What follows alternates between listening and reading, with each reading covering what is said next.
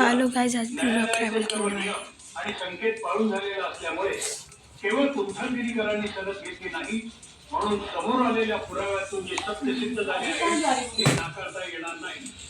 सबब नव्याने खटला सुरू करण्याची सरकारी पक्षाची अभी के लिए ये नहीं विनंती चेकिंग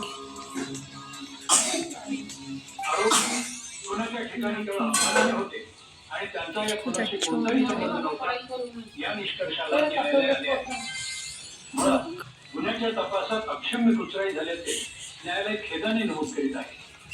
त्यामुळे आरोपी अभिजित वैद्य आणि हर्षवर्धन घोडके यांना खुनाच्या आरोपातून निर्दोष मुक्त करण्यात येत आहे.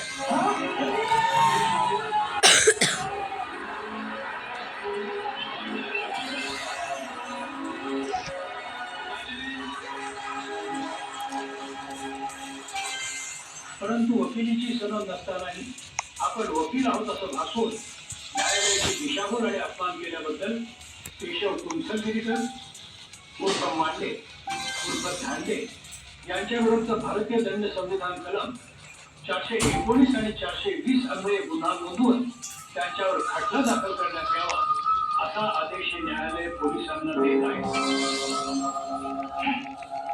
लोककलावंत सरस्वतीबाईंच्या साक्षीनंतर न्यायालयानं पोलिसांना तपासाचे आदेश दिले होते. त्या तपासाला यश मिळालं आहे. एक साईड मिरर नसलेली लाल स्कॉर्पिओ पुण्याजवळ बेवारस अवस्थेत सापडली आहे. पीपल्स बँक चोरीच्या प्रकरणात सापडलेले 3 आरोपी याही प्रकरणाशी संबंधित असावे असा पोलिसांचा प्राथमिक अंदाज आहे.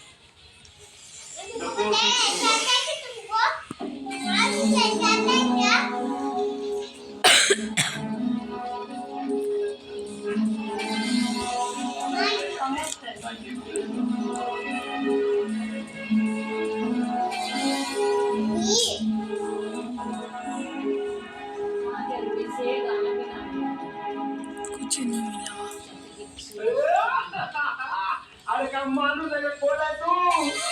अरे आपले पंटर बोलले आपला होते घेतला का ना पुढे लोकांचे पैसे परत देऊन टाका. कोण भेट लावू शकणार नाही असला मामाला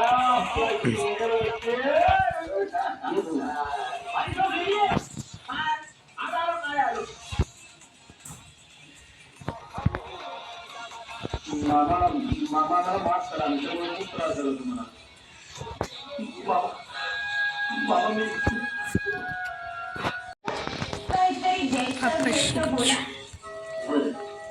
आता तू व्हायचं बोल. त्या जेलमधून आलो की आयुष्यभर तुझ्या तुरुंगात कैदी म्हणून जाईल.